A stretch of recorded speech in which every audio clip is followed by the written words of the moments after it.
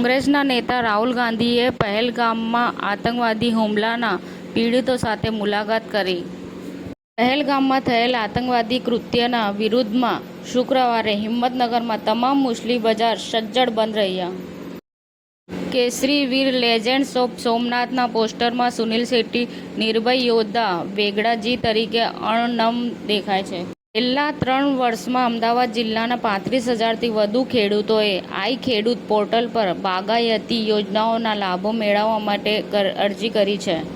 પાકિસ્તાનના સંરક્ષણ મંત્રી ખ્વાજા આસિફે એક નિવેદનમાં સ્વીકાર્યું કે પાકિસ્તાન છેલ્લા 3 દાયકાથી આતંકવાદને પોષી રહ્યું છે. વડોદરા ગામમાં ગરમીમાં આવતા ડભોઈના ગોપાલપુરા પાસે ભયંકર અકસ્માત સર્જાયો, જેમાં 3ના મોત નીપજ્યા. મોટોરોલાએ એજ 60 ફ્યુઝન લોન્ચ કર્યું. સાબરકાંઠા જિલ્લા ભારત સ્કાઉટ ગાઈડ સંઘ ચીફ કમિશનરની આગેવાની હિંમતનગર ખાતે આતંકવાદ વિરુદ્ધ કાર્યક્રમ યોજાયો. સરકારે સોગંદનામું રજૂ કર્યું છે, જેમાં છેલ્લા 100 વર્ષથી વકફબાઈ યુઝને માત્ર રજિસ્ટ્રેશનના આધારે માન્યતા આપવામાં આવી હતી, મૌખિક રૂપે નહીં.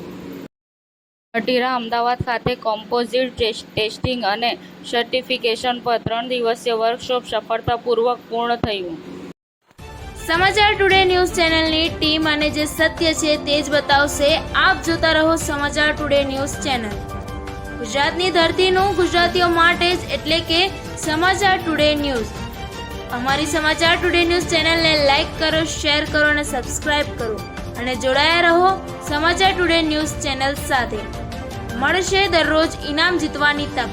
અમારા સભ્ય બનો, જોડાઓ અમારી સાથે.